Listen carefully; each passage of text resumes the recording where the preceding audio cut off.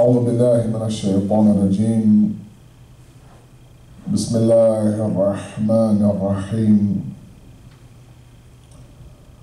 الحمد لله الذي لا يبلغ مدحته القائلون ولا يحصي نعماءه العادون ولا يؤدي حقه المجتحدون الذي لا يدركه بعد الحمم ولا يناله غوص الفطن ثم الصلاة والسلام على أشرف الأنبياء والمرسلين حبيب قلوبنا وطبيب نفوسنا وشفيع ذنوبنا سيدنا ومولانا أبي القاسم محمد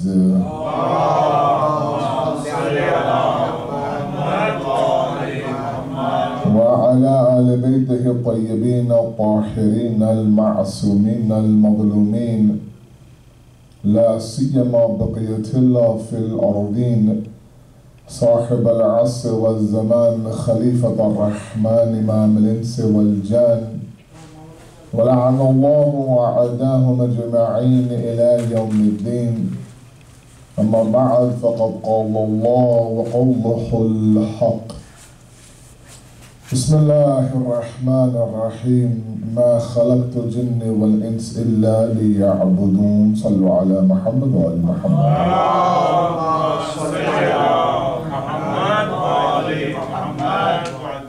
I ask you all to come a little bit in the middle if you don't mind, and a little bit forward with one loud salawat ala Muhammad wa ala Muhammad.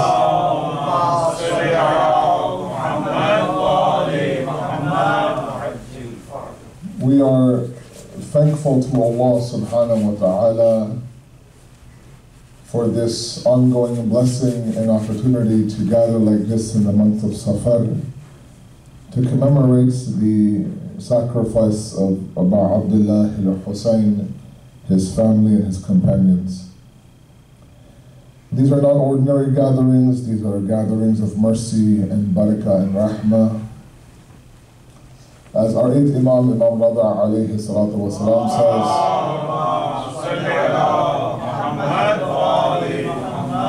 says, he says, Man jalasa majlisan yuhya fihi amruna lam yamut qalbuhu yawma tamutu al-qulub.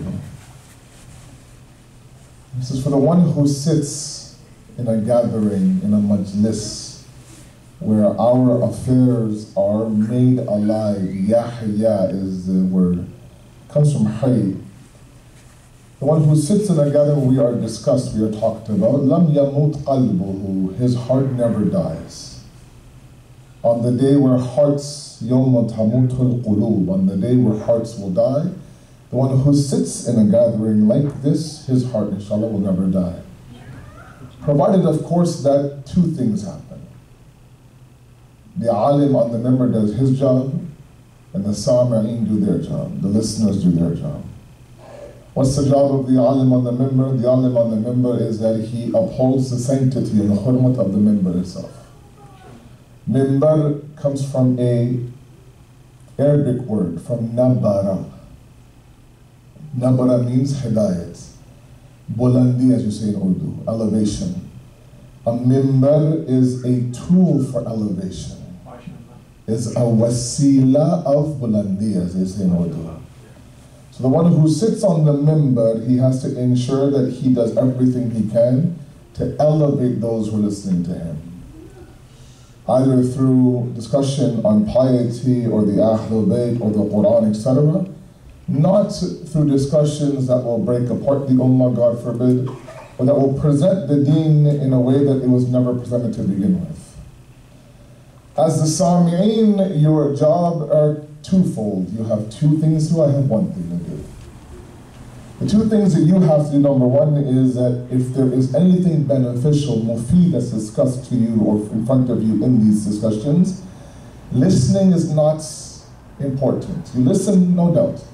You must apply what you hear, number one. And number two, you have haqq, you have a right over you as the Sami'een. A lot of you have come on a weeknight, you have brought your kids have school tomorrow, you'll get home around 11, maybe 10:30, 11. By the time they get to sleep, it'll be 11:30. It's a big sacrifice. The weather now is getting colder, and the walk from the parking lot, mashallah, is a good walk, alhamdulillah, between the cones, as they say.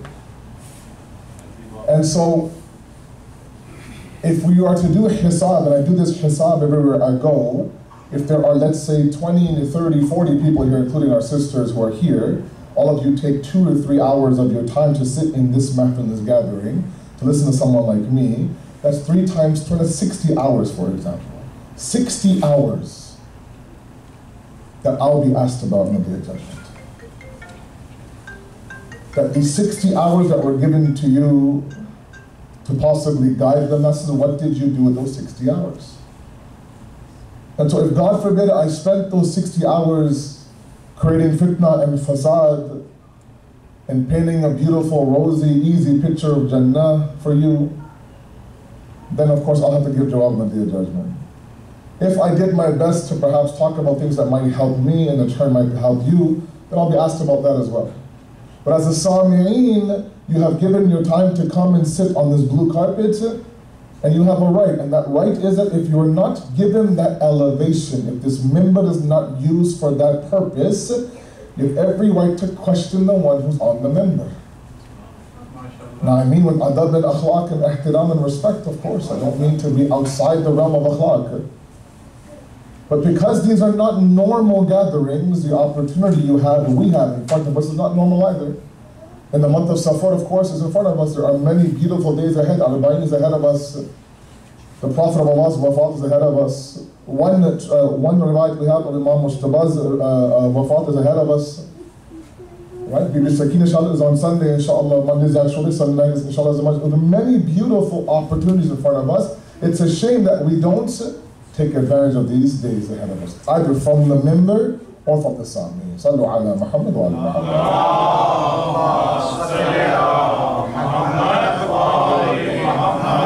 So it is my honor to be here with all of you here in Milton at Lady Fatimah. Alhamdulillah, I am thankful to those who somehow mistakenly decided that this Haqir and Faqir would do any benefit to all of you.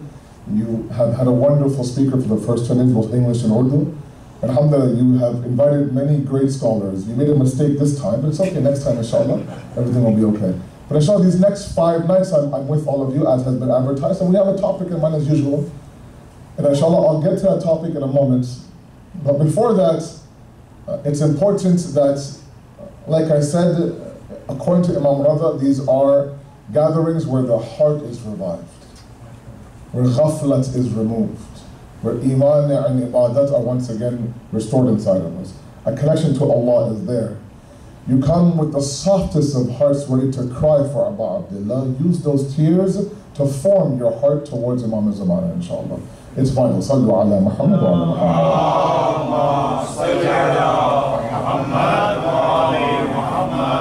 The topic that inshallah I will be talking to all of you about is on Taslim, is on submission. And more importantly, what the wording is on the Facebook post or maybe on the flyer or wherever it is posted is absolute submission. Taslim mutlaq.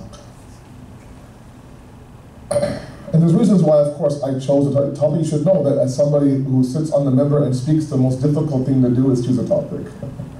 Especially in front of, mashallah, all of you who are the ahli ilm, and you have had, mashallah, the honor of hearing many ulama before me. And so I don't wish to insult anyone's intelligence here. So these next 5 nights we'll talk about submission. Complete and absolute submission to Allah subhanahu wa ta'ala. Let me pose to you the problem that we have in today's day and age and then move forward. Sallu ala Muhammad wa ala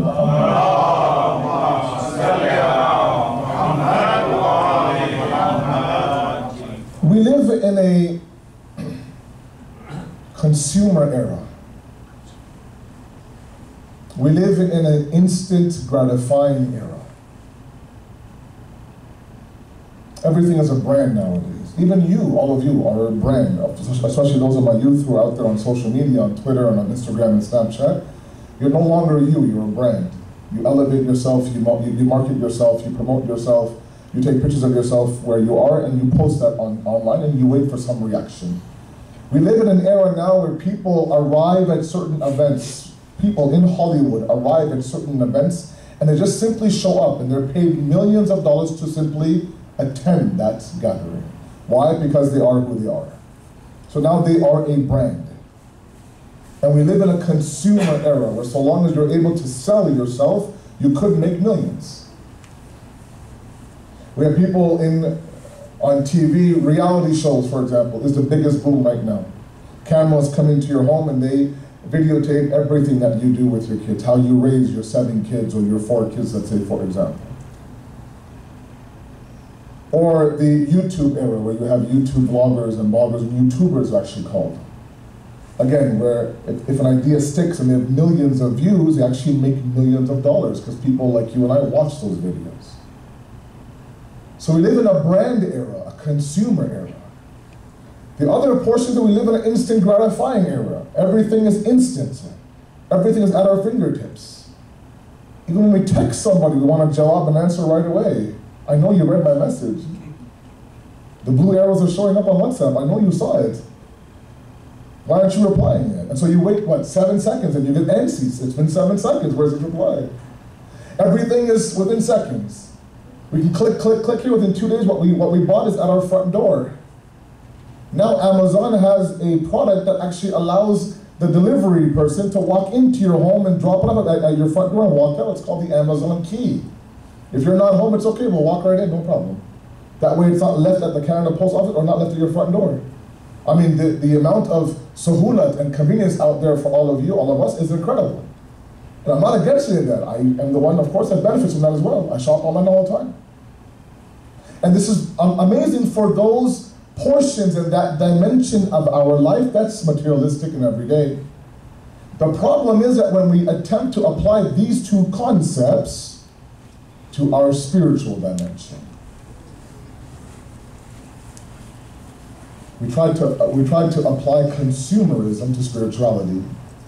We tried to apply instant gratification to spirituality.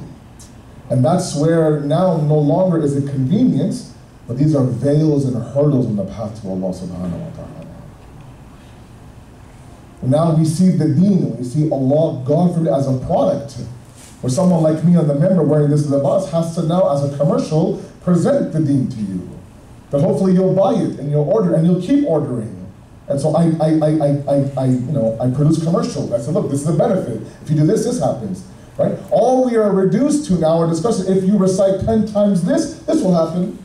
If you recite 40 times this, that will happen. I'm not against any of that. But that's what the deen has come down to. Why? Because we're hoping and praying that you'll buy the product. And keep buying the product. In the process now, we've become the master and the deen has become the slave. On the other side, instant gratification. We want everything instantly, including the answer to our du'as, including our hajat. We lost a job, we want a job instantly. We have a sickness, God forbid, we want shifa instantly. We're ready to get married, we want that bride, we want that groom instantly, we want that phone to ring instantly, we want that rishta to come at our door instantly, for example. If we're ready to have a child, we want to be pregnant instantly. Doesn't happen, we pray, forget it. I asked, he said no, he doesn't want to answer me, I'll move on to somebody else. Everything is instant. And we apply that to the deen and it becomes a problem now for our kids. I continue to have hour-long conversations with some of our kids at a Tim Hortons at 2 o'clock in the morning, coffee after coffee after coffee. I'm talking about God and Imam Zamana and why Imam Hussein did this and why didn't he do that. And someone like me, and it's good, it's a good thing. Wallahi, it's a great thing that these kids have that much himmat to ask me questions that my father's generation couldn't ask. But there comes a moment where you have to accept the proof, right? Accept the dalil I'm giving you. I'm giving you a hadith upon hadith, logic upon logic, ayat of the Quran upon the Quran. And after hours and hours and 3 or 4 coffees later, they'll sit there and tell me, yeah, I'll think about it, I'll let you know. I'm not quite convinced yet that Islam is my path or not. I don't know if I should buy the product or not. And we flip the entire purpose of the deen. The deen didn't come to be sold to you. The deen came for you to run to it, not the other way around. The deen came as a solution for all of us. not another area to be convinced of. So yes, while we live in a very millennial society where these kids who are 18, 19, 21, 24 are developing apps for everything that we are doing, and people like me are benefiting. Just today, this drive, Google Maps was my marja for an hour. If it said take this route, I'll take this route. If it says there's a delay, I'll blindly follow it, no problem.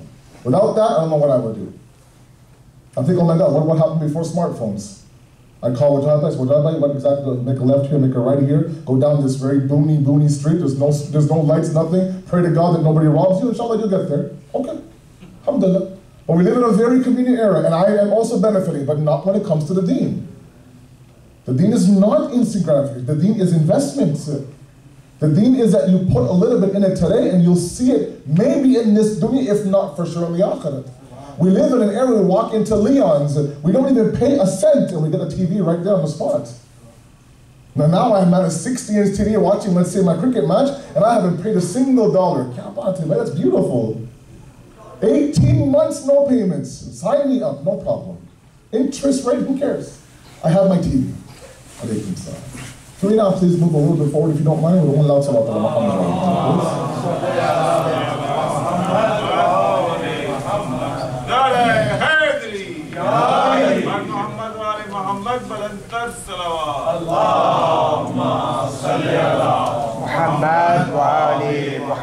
So we live in this entire era, there's no investment needed. You have the product, you have the 16-inch TV on your wall, ready, connected, all set to go, you're watching the Leaf game. And you haven't paid Leon a single cent yet. And now we apply that to the deen. I want all the rewards, but I don't want to do anything for it. I don't want to give anything for it. Whereas Allah says, no, pay your dues now, and your 16-inch TV is waiting for you in the akhirah, inshallah. And so we have this problem now, and our youth are being pulled by two different forces. And they're confused. They're confused. And the base problem is submission to Allah. That's the base problem. If they understood the power of submission to Allah, everything else would make sense. We submit to Allah, we say La ilaha illallah, but with all due respect, people like me, it's a partial submission. It's a submission of convenience, with all due respect. It's not taslim mutlaq. It's not absolute submission. It's submission when things are easy. It's submission that when things make sense. It's submission when there's a benefit for me right away in this dunya. Then of course, la ilaha, no problem. Sujood all day long. But the moment I don't understand something, the moment I don't see a benefit, the moment that 60-inch TV isn't in my front door yet, I question even the existence of God sometimes, forget submitting. You know how many parents I get calls from saying that my son woke up one day and said, Mom, Dad, I'm not going to pray namaz today. Why? I'm an atheist now, Dad. I'm an atheist now, Mom. I'm an agnostic now. These are big flashy words they use. I've been to homes, I've gone and sat down with this 18-year-old kid who claims to be an atheist, and I've picked apart his belief. He doesn't have a single proof for me. Can't answer one of my questions. You're not an atheist, you just haven't submitted to Allah yet. And yes, part of the problem is people like me on the member have not presented the benefit of the deen yet. And part of it is at home, the deen hasn't been presented. Part of it is that they have this ego inside of them that don't want to accept that this might be beneficial to me. Because they are looking for a brand, a consumer brand. And they want everything instant. And the deen says, no, everything is investment. Everything is investment. In fact, this very deen that you're looking for instant from is the very deen that the deen says move away from. It's very hard for you to do that. Now, those who have completely bought into Allah, submit to Him completely now, everything starts to make sense. They understand how everything works. The dunya presents itself and it accepts it as a dunya when it needs to. When it needs to detach itself, it detaches itself, no problem. But the problem lies in taslim and submission. So 5 nights I'm with you, inshallah, we'll talk about submission. Taslim mutlaq, absolute submission. In all cases, ala kulli hal, as they say. In every state, in every situation. We don't have the right, nor does Allah deserve The idea that we only submit to him when things are smooth, we run from him, God forbid complain, and God forbid challenge him when things have gone a little bit rocky. And the problem is from the very first moment. If you look at this whole idea of Adam and the creation of the insan, and Shaitan's refusal to bow down, it's a very interesting story. And the Quran lays it out beautifully in various different verses. Surah Baqarah, Surah Al-Araf, Surah Hijr. All these have various portions of this conversation between Shaitan and Allah subhanahu wa ta'ala. We know, and we know enough to know that when Adam was created, when the insan, when the human being was created, there's a hukum from Allah to do sajda. To bow down to Adam. The hukum was given to every other creation, except for Adam himself. Everyone did sajda except for Iblis. All of you know that, alhamdulillah. A couple of things I want all of us to realize. Number one, the Quran says, when did the hukum of sajda come down?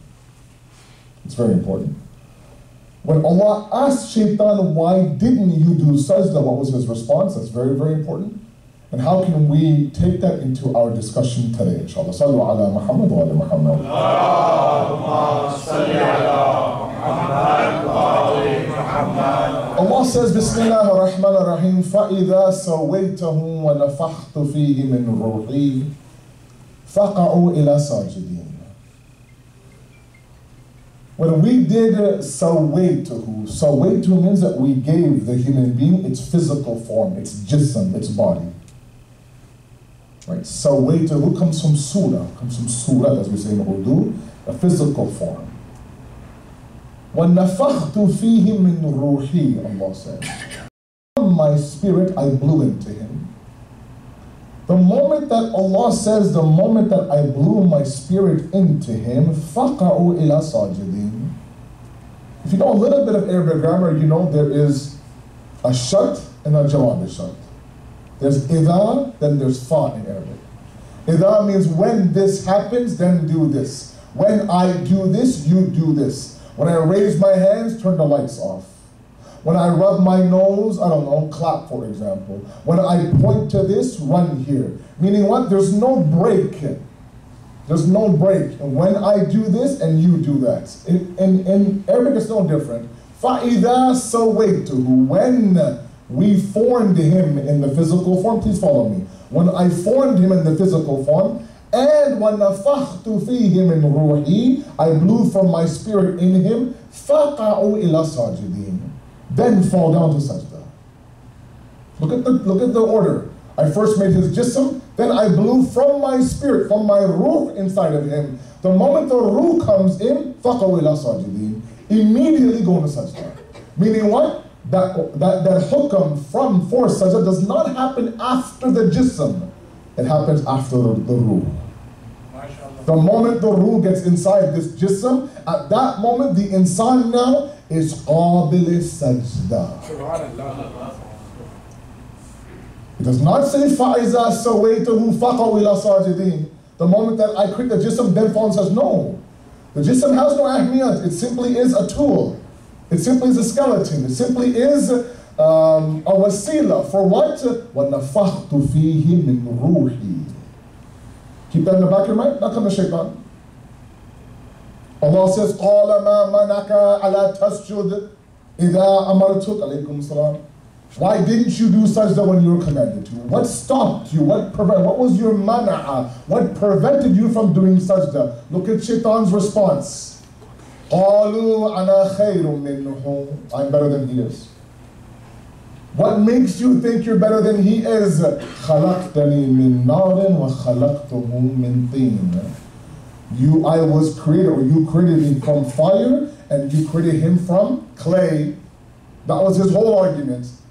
And the two biggest mistakes that Shaitan made, he made two huge mistakes.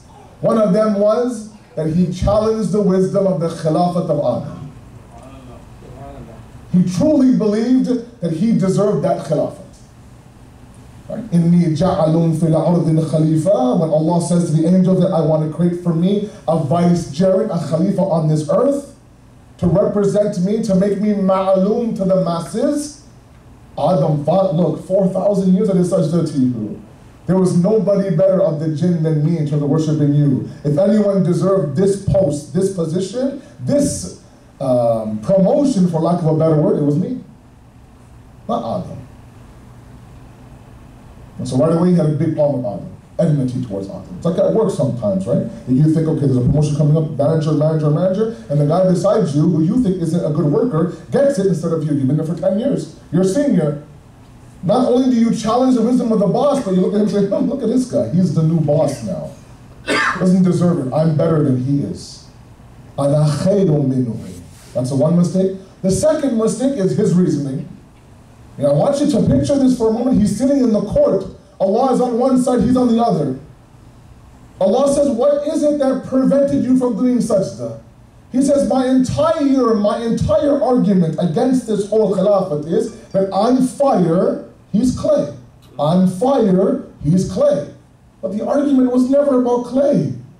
It was never about clay. You've reduced Adam and the insan to nothing but clay, nothing but dirt.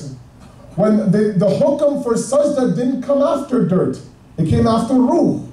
You don't even mention ruh in this verse. You say, no, because I'm fire and you're clay, fire is better than clay, therefore I'm better than you. If it was only about materialistic discussion, then with all due respect, Shaitan's absolutely right. Shaitan is correct, fire is better than clay. But the problem with Shaitan is that you reduce Adam to clay.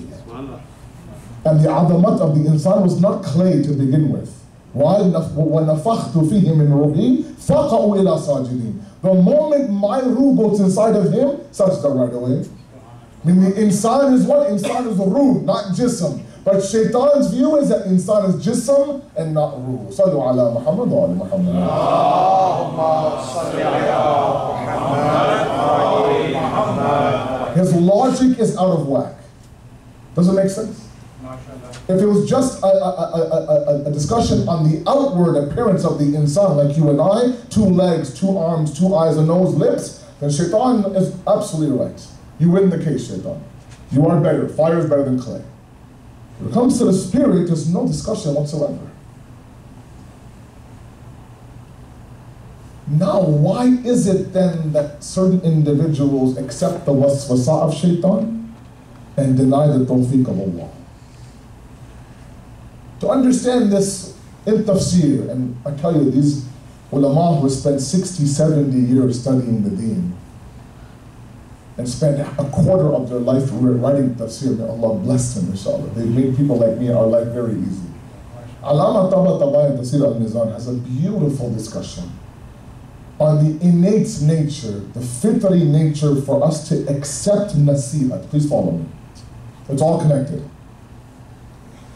If someone comes to you, let's say, now there are some of you who I know in this audience, or some of you who I don't know.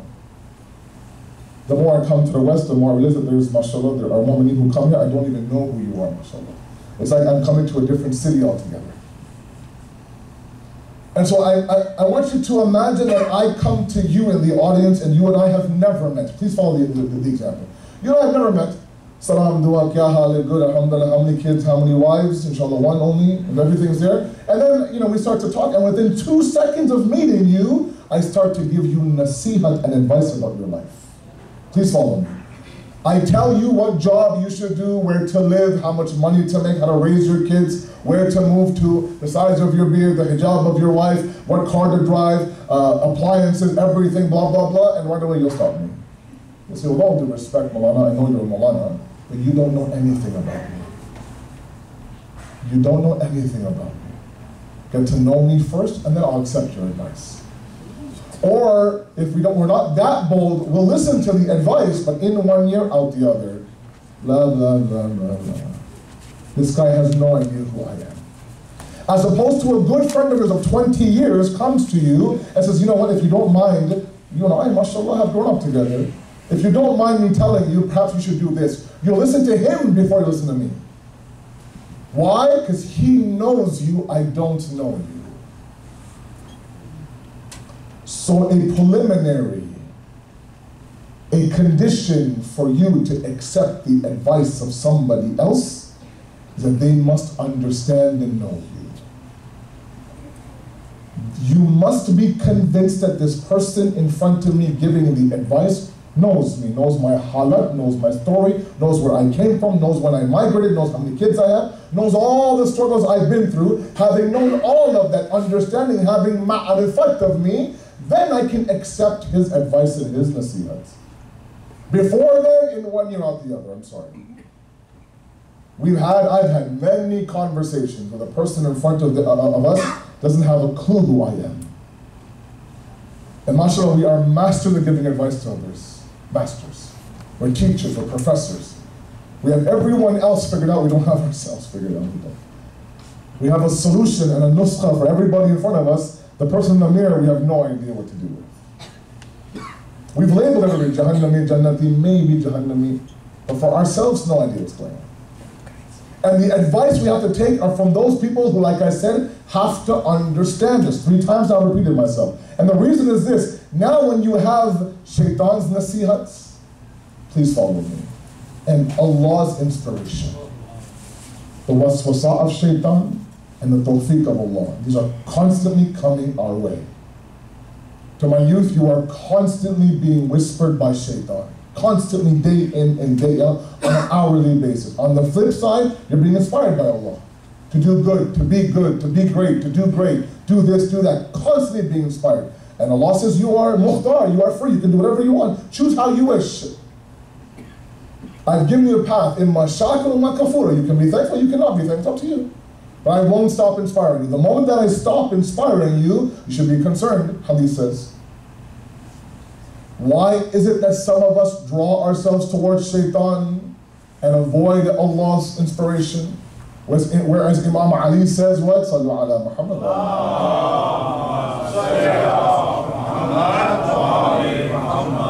Imam Ali says there are some people who run towards shaitan the moment he does ishara even. One indication. Whereas there are those who crawl towards Allah when he begs them to come to him. If we accept the fact that the first condition is the person in front of me knows me inside and out for me to accept his advice, then we should convince ourselves that shaitan doesn't know who I am, whereas Allah knows everything about me. Why? Because shaitan's biggest problem with me is that I am jism. I am jism. That was his biggest argument against me. And for somebody to reduce me, my adamat, my greatness as the makhluk of Allah, to jism, doesn't know me at all. وَلَقَدْ كَرَّمْنَا بَنِي آدَمَ. We have honored the sons of Adam, the Quran says. And when that karamat in tafsir is discussed about what is that karamat, إِنَّهُ كَرَامَتْ هُوَ الْعَقْلِ, tafsir says. The honor of the human being is in the intellect. Intellect, of course, is ma'navi, is metaphysical, it's not physical at all.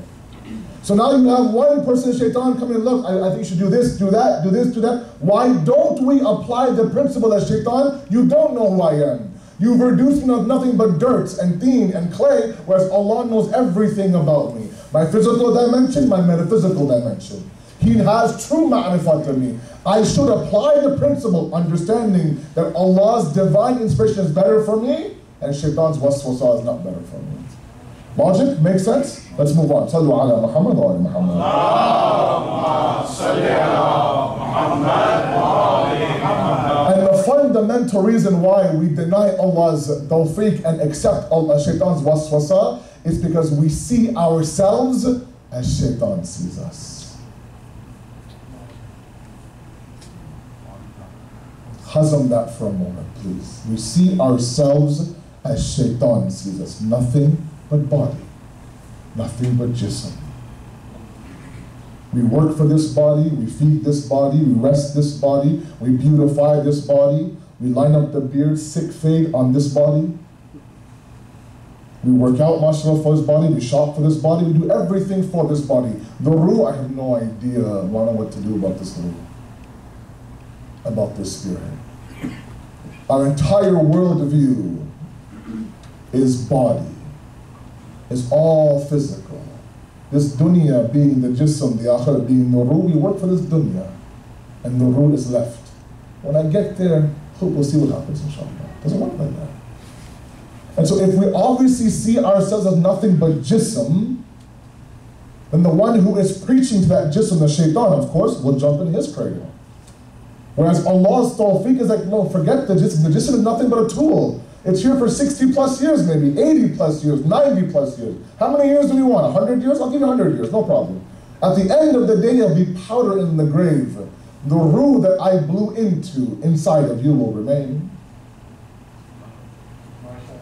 So if we change the way that we see ourselves as a fully multi-dimensional existence, body and soul, then we'll deny shaitan's waswasa and start to accept Allah's tawfiq. Sallu ala Muhammad wa ala Muhammad. Allahumma salli ala Muhammad wa ala Muhammad. That's why all these traditions that you've heard since you were a child from my elders in the audience.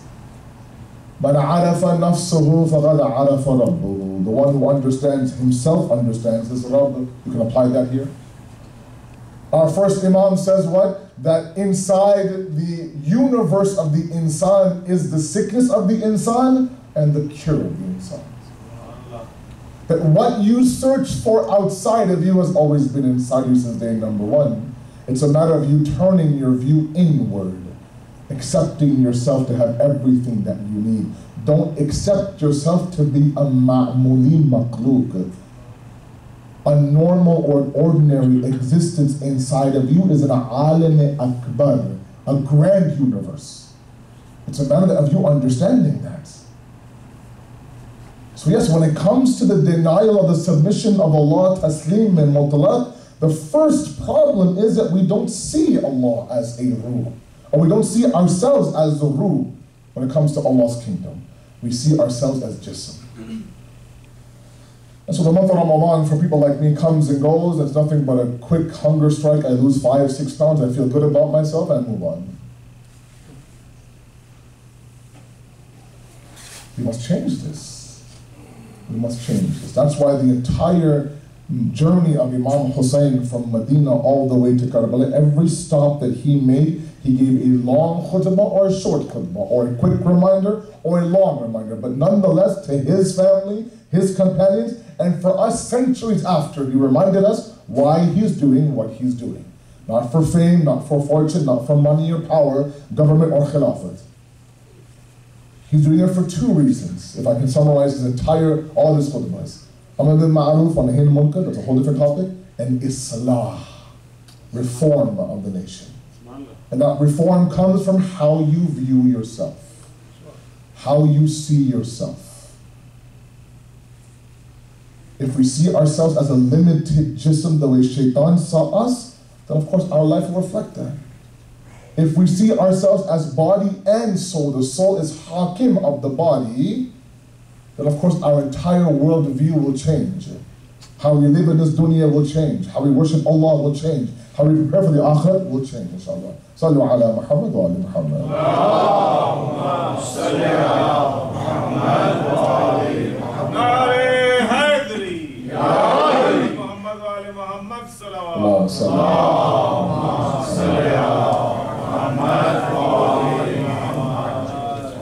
It's almost as if we've reduced Allah to nothing but a punishing God.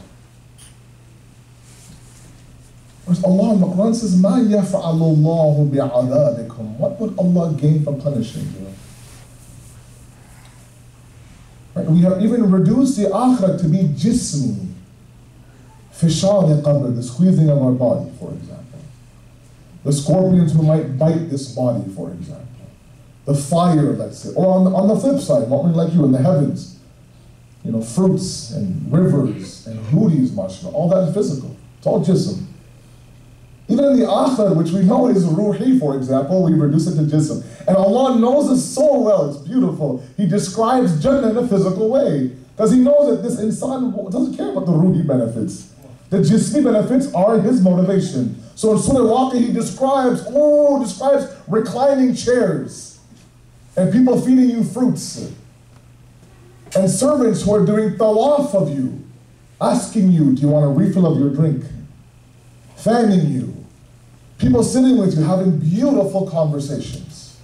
The best of weather. The best of ages. All of that is in Surah Al-Waqi'ah, for example. Why? Because he knows that you will what? You will be drawn towards that. Again, these hadiths that all of you have memorized more than I do. Imam Ali talks about 3 levels of worship. The tujar, the abd, and the hur. The businessman, the slave, and the free man. The businessman is one who sits there and makes a deal with Allah. Allah, I'll give you 80 years of my worship. I'll give you 80 years of my worship. I want an eternity of Jannah in return. It's not a fair deal, right? Give me 80 years of Jannah, I'll be good. So Imam Ali says that they worship Allah for a deal, for heaven. The second one is the abd, is the slave. His only purpose is don't upset the master. Don't upset the master. Do everything you can to not upset the master. The master is mad, your life will be difficult. So we worship Allah to avoid the hellfire. Second level. Third level is the hur, or ahrar, as he says in the hadith. There are people who what? Who remove the khaish, the desire of heaven, and the khawf and the fear of hell, and they worship Allah because He's worthy of that worship. Because He's layiq of that ibadah. If I have told myself that He is the ultimate ma'bood, then everything He does is for my benefit. In Khutbah Muttaqeen, Khutbah Hammam 193, Amir al-Mu'mineen says to Hammam that one of the signs of the pious one is such that everything that comes down from Allah, be it wajib or haram, he knows is for our benefit, not for his benefit.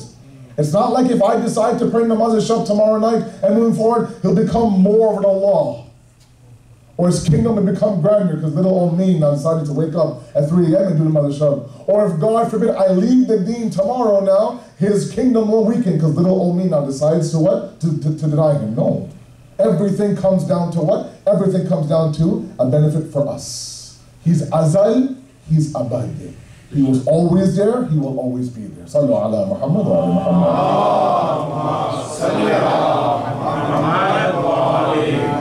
That's why it's important that you look at the way the Quran talks about the master and slave relationship. This last part of the Messiah, inshallah.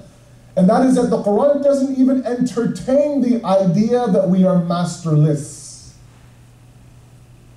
It compares between the slave of one master or the slave of multiple masters. Meaning what? It says flat out that you are a slave of something. You are not completely free. Our friends to the south in Washington who go around claiming that they are planting the flags of freedom wherever they go, it's a farce. It's a hoax. There's no absolute freedom anywhere. We are enslaved either by the laws of the land, or we're enslaved by our lowly desires, or we're enslaved by Allah, or we're enslaved by XYZ. It doesn't matter. But the idea that you are free, mashallah, nothing controls me, nothing runs my show, is, I'm sorry, you are living in a bubble. We are living in a bubble. But the beautiful part is, and I'll leave you with this and we'll go towards Messiah, and it's a point to ponder on, inshallah, is that when it comes to the master and slave relationship, it's a very simple equation. All you with me, inshallah? Yes? Sallu ala Muhammad wa ala Muhammad.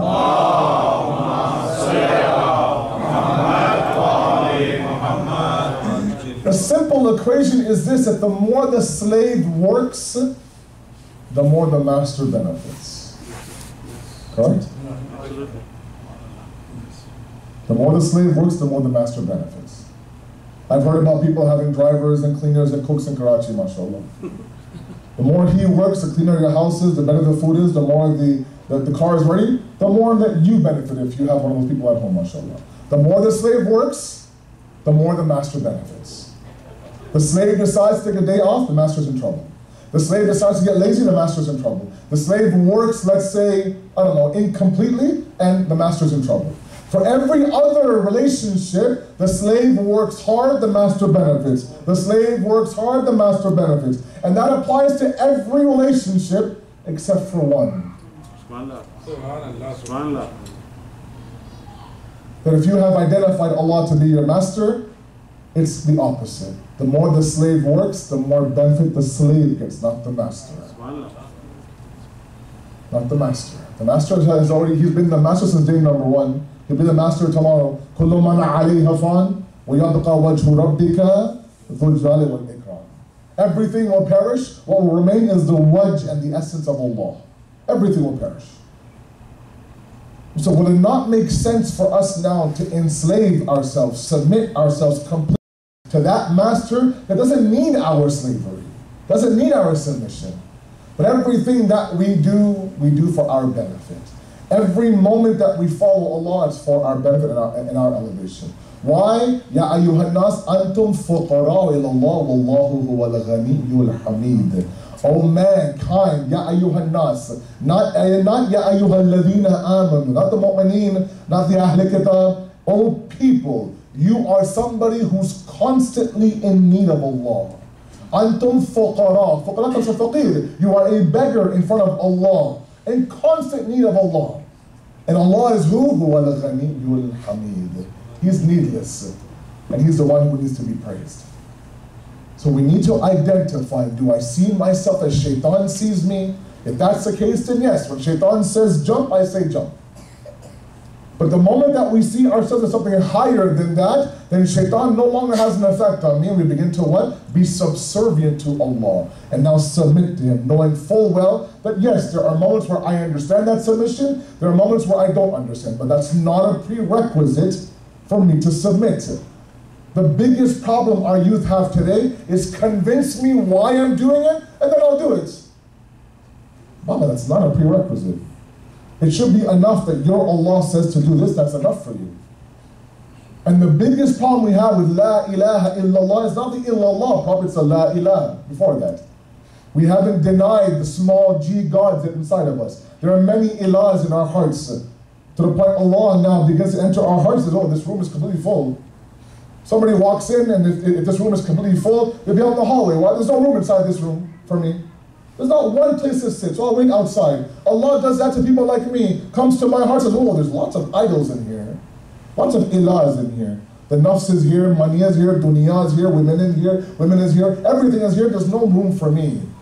Let's remove those ilahs and then allow illallah to come inside of our hearts. Why was the Fatah of Mecca, just one point, Fatah of Mecca so successful? The first thing the Prophet of Allah did, he grabbed Imam Ali and he physically broke down the idols inside the Kaaba. Physically broke them. Meaning what? Emptied the Kaaba of any ilahs, one ilah, two ilahs, three ilahs, and then of course comes illallah. Then of course Mecca comes the hub of the worship of Allah subhanahu wa ta'ala. Sallu ala Muhammad wa ala Muhammad. Sallallahu alayka ya Aba Abdullah. Assalamu alayka ya Madloom. We are in the months of Safar. And the musibat of the Ahl Haram and the musibats of Imam Sajjad and the women and children, of course, are in front of you. And these are the days of the grief of Bibi Zainab and Imam Sajjad. It can be said, it has been said, that what these two individuals saw in their entire journey to and from Karbala, not even Imam Hussein saw. That after burying his 6-month-old Ali Asghar, Imam Hussein with Bibi Zainab went to the Khayma of Imam Sajjad. Imam Sajjad was in and out of consciousness due to his sickness. Imam Hussein woke up his son Sajjad. Imam Sajjad opened his eyes, looked at his Baba Hussein for the first time, and from head to toe, zakhmi upon zakhmi, scar upon scar. The blood of Ali Asghar on his face, his back was bent, his beard was white. And he asked one question, Baba, Aina Habib, Baba? Where is Habib? Ya Bunayya qad qutil. Ya Baba, Aina Muslim ibn Awsija? Where is Muslim? Ya Bunayya qad qutil. Baba, Aina Akhiyun Ali Akbar? Where is my brother Ali Akbar? Ya Bunayya qad qutil. One by one he would name all the men until finally he gets to Baba. Aina Abul Fazl Abbas. Where is Abbas, Baba? And that's when Imam Hussein says, my son Sajjad, understand that besides me, besides you, there's no other men in this qafila. Imam Sajjad, they say, put both his hands on the ground. Went to Bibi Zainab, says, put me on mom, give me my cane and give me my sword. Why, Sajjad? The cane to help me get up, the sword to defend my father. Imam Hussein says, no, Sajjad, your Ashura is about to begin. You will take these women and these children as prisoners from Karbala to Kufa, Kufa to Sham. To the point where Imam Sajjad, when asked time and time again what was the most difficult portion of his journey, does not say Ali Akbar, does not say Abbas's Shahadat, doesn't even say Asri Ashur. He says Sham, Sham, Sham. Imam Sajjad now is about to leave this Maidan of Karbala. The Qafla is ready to go towards Kufa and Sham.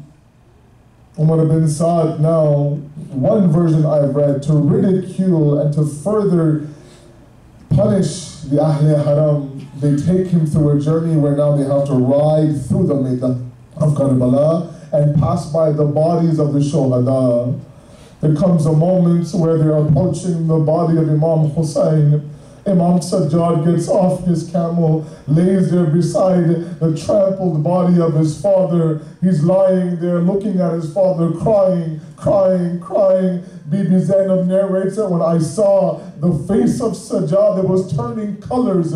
I felt like he was going to leave this world any second now, and she had to be done. Bibi Zainab falls herself from the horse, goes towards Sajjad. Sajjad, it's time to go now. Sajjad now, with tears rolling down his face, looks up to Zainab, says, Pupi Allah, have you ever heard of a son leaving his father on the plains of Karbala like I am? سيعلم الذين ظلموا أي منقلب ينقلبون إنا لله وإنا إليه راجعون.